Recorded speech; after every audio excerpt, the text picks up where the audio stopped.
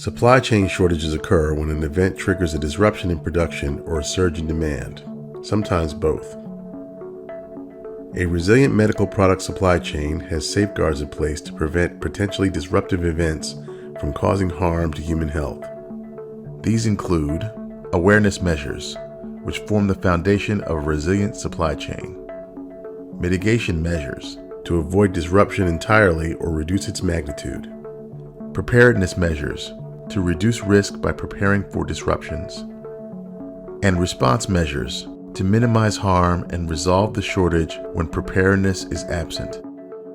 Let's look at a real-life example to understand how these safeguards can help ensure access to medical products in the wake of a disruption. Saline solutions are IV solutions used to maintain or replace fluids and electrolytes.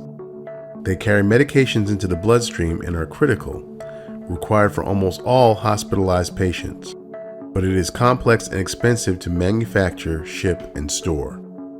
Natural disasters, public health emergencies, product recalls, and ongoing contamination issues led to saline shortages as far back as 2013.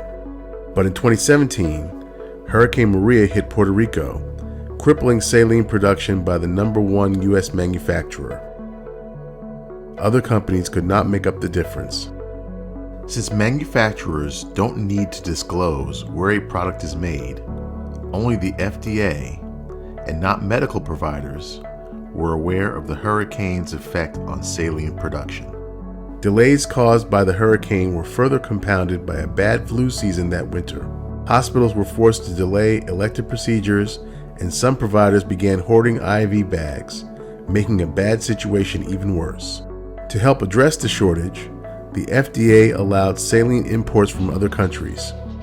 After Hurricane Maria, this company invested $1 billion to harden its manufacturing network and now stores finished saline product on the U.S. mainland instead of Puerto Rico.